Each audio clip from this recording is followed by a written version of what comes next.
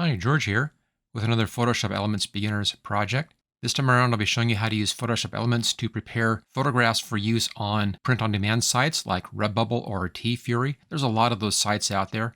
I'll also talk just a little bit here about Shutterfly as well. Now, Photoshop Elements is a great program for doing this kind of project because it can handle the right file sizes, it has all the tools that you need, and it also runs very quickly, unlike some other larger programs. Now, a downside with Photoshop Elements is that it only works in the RGB color mode, and most printing, like printing onto t-shirts, is in the CMYK mode, which is one reason why you may want to use a more advanced program like Adobe's Photoshop. But you can get pretty close as long as you keep in mind that Photoshop Elements doesn't do images that reproduce well if you're using bright fluorescent colors. Those just simply do not print.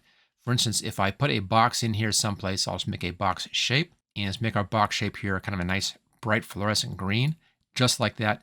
That is not going to print well on a t-shirt or any other direct printed product kind of printing. This works out great on RGB like we have right here. It's great for a screen, but it's not any good for printing.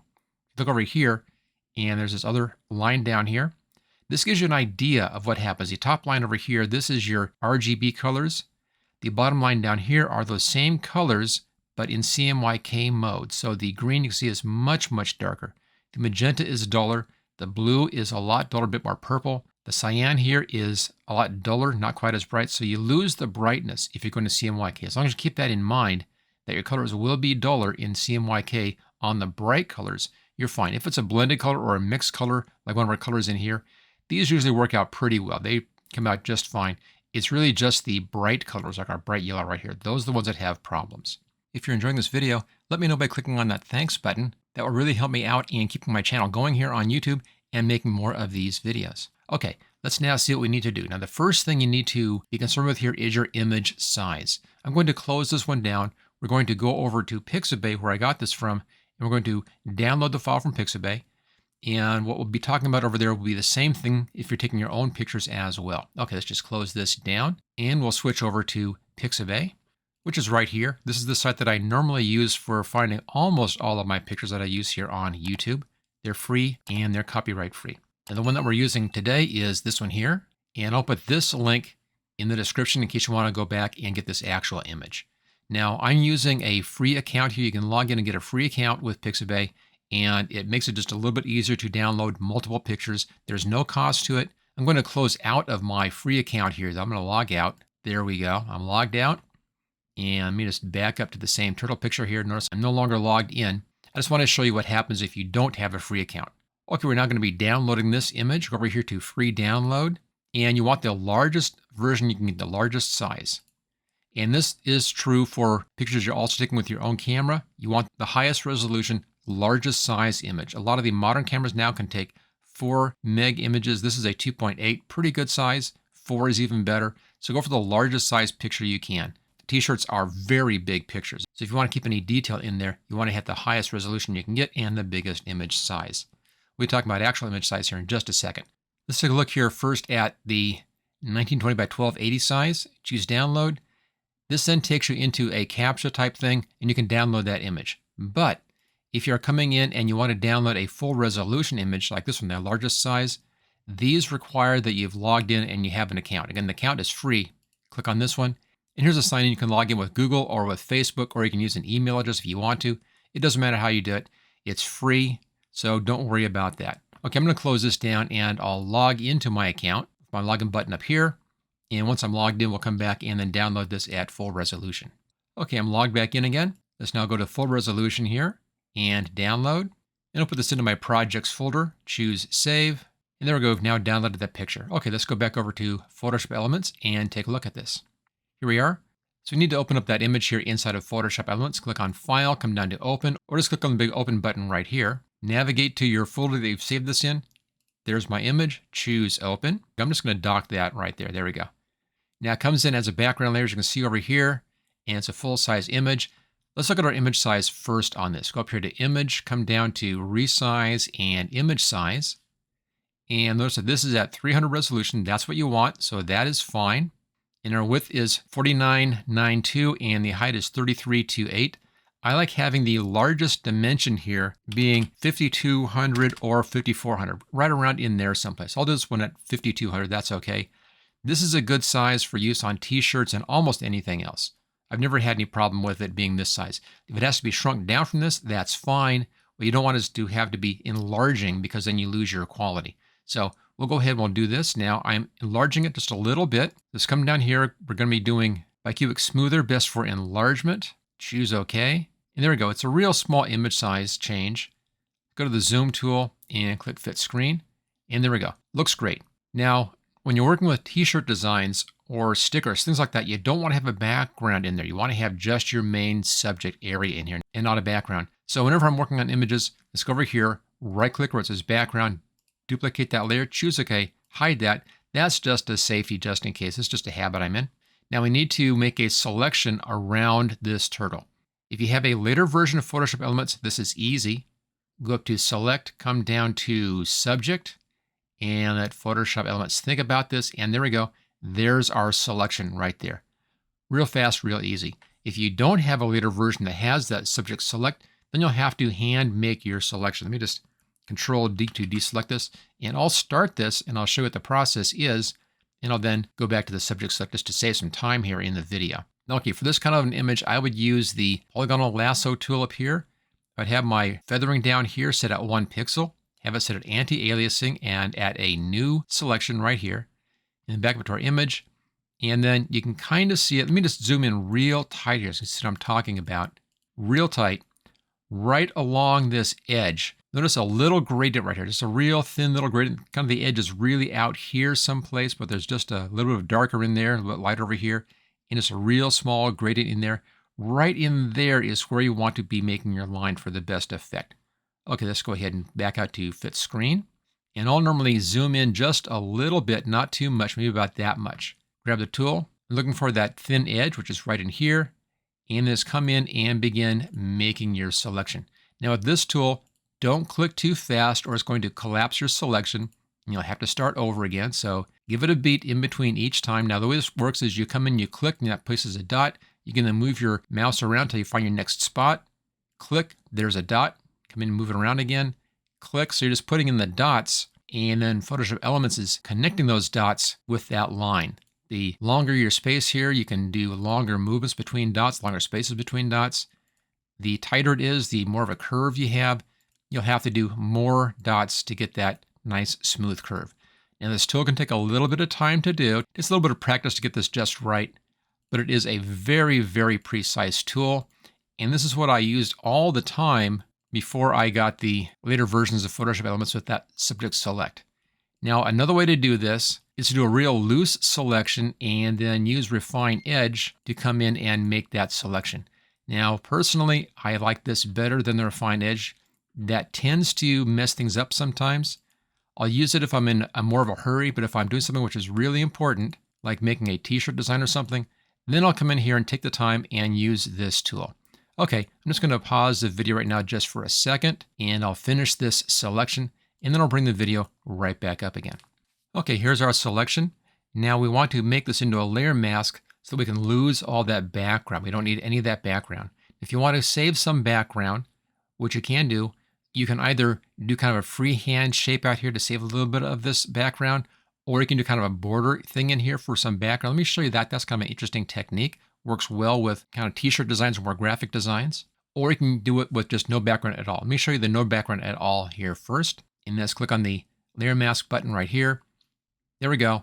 No background. And that's ready to go. Let's just undo that. I'll back up using the Control Z keyboard shortcut. Backs up one step. Let's say instead I wanted to have a bit of a border in here. This is kind of a fun technique. Now remember, this is a real large size image. You can see over here we have 5,200 pixels clear across. So going from here to here, that is 200 pixels right there. Half of that would be 100 pixels. So 100 pixels would only take you out to be about this far out. Okay, let's go up here to Select, come down to Modify and Expand. And this allows you to move your selection out away from where it is right now. We're actually expanding it away from its current position. So because we're such a large image size, I'm going to change this to 100 pixels in here. Choose OK. It's going to figure that out. And there we go. It has now moved that away by 100 pixels. And that gives us a little bit of an outline in here, a border using that C color in there. If you like that effect, Again, back to our layer mask. And there we go. There it is with that outer layer mask effect. So there are different ways of approaching this to get different looks. And that's just one possible approach. I'm going to do Control Z here and Control Z again, get back to this. We'll just use this one. And there we go. Now notice we have a clear background in here.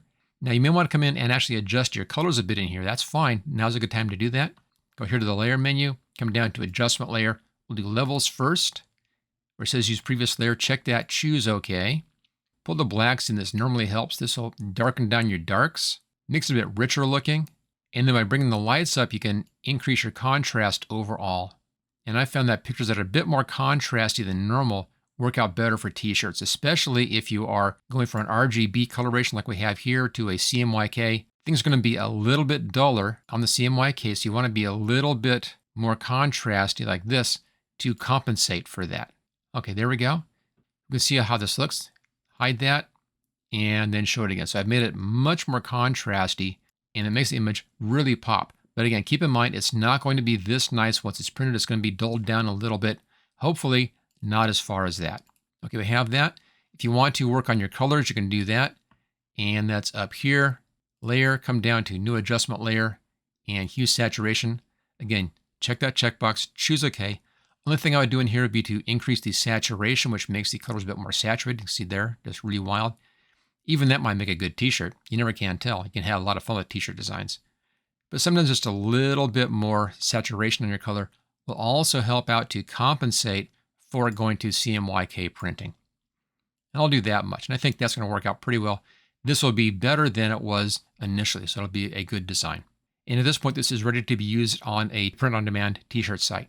Now, if you're going for a different kind of a site, let's say you wanted to print your photograph out over on a site like Shutterfly, some of those sites have limitations, and Shutterfly is one of those sites with limitations. Its main limitation is that it only supports the JPEG file format, which means you can't have any transparency. What would happen if I printed this one, if I uploaded this image to Shutterfly? Let me show you exactly what it's going to look like. I'll go over here to the background layer. Let's go over here to Layer, New Fill Layer, Solid Color. Choose OK, and make this all white. That's what you would get over on Shutterfly if you uploaded an image that had a transparent background. It'll replace that background with a white background. So keep that in mind for Shutterfly. Of course, with Shutterfly, it's really printing photographs, so a lot of the stuff doesn't actually work for that. Let's just close these things all down in here. None of that makes any difference. On Shutterfly, that's what I'd be printing. Now, I may want to, again, still control my values in here. So we're on our background layer. Back up here to Layer, come down to New Adjustment Layer, and we'll do our levels again. Check that checkbox, choose OK. Darken your darks down just a touch, and lighten your lights up a little bit, and make it a bit more contrasty. Almost every picture can use some improvement on the contrast levels. So I would do this even if I was just going to Shutterfly and I couldn't have any transparent background. I would still come in and boost my contrast a bit using the levels controls. And that's just by bringing the two sides in the black and the white, bringing them in towards the middle, and that will increase your contrast. Now at this point, we need to save our file out for use on one of those services. Let's first do the straight photograph. I'll just close all this stuff down again and bring that back up. So if we were using this image here and you wanted to get this or upload this up onto Shutterfly, they'll take a lot of different formats, but it's going to be converted over to a JPEG, so you might as well just save this as a JPEG. So go up here to File, come down to Save As, and then simply choose JPEG from your list, which is right here. Choose Save. On the image quality, make sure it's clear to the top up here, all the way to top 12 maximum. That's what you want, the highest quality that you can get. You want the baseline standard. That's the one that Shutterfly uses right there. Choose OK, and that's now saved for Shutterfly. Okay, let's say you wanted to save this out for TeeFury or for Redbubble. That's without the background, so let's hide these. And then I'll bring these images back up again. And in this case, you want to be using the PNG file format because PNG retains that transparency. So for that, let's go up here to File, come down to Save As, and then change this over here to PNG.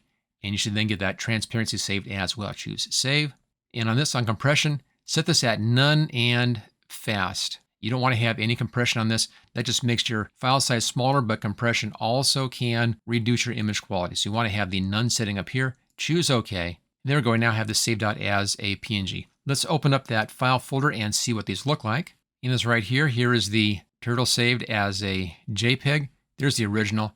Here's our saved version right here as JPEG, that's fine. Here is the one that is saved with the transparency for PNG. Now you don't see the transparency here, but if I open this up in Photos, you can see there we have that transparency in here. So even though you don't see the transparency in this particular window here, the transparency is actually there. So that's all done. We've now saved these out. Now, of course, if you wanted to print these yourself, easy enough. You just go up here to File, come down to Print, and you can print right from here. Now with printing, you're going to have to select your print size right here. Make sure that is smaller than your paper size. Crop to fit sometimes helps, sometimes not. It depends. In this case, it kind of cuts off the left-hand side there. So you don't want it crop to fit. And then if you were doing this for a t-shirt design, for instance, you would then do one of those iron-on t-shirt transfer sheets that you can get at a good office supply store and just print right to that.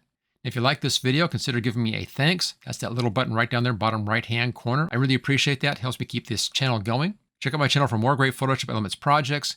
If you really want to learn how to use Photoshop Elements, the best way to do that is with my complete training course for Photoshop Elements. There's a link for that right down there in the description. Finally, make sure you click on that subscribe button so you don't miss any videos in the future, and I'll see you next time.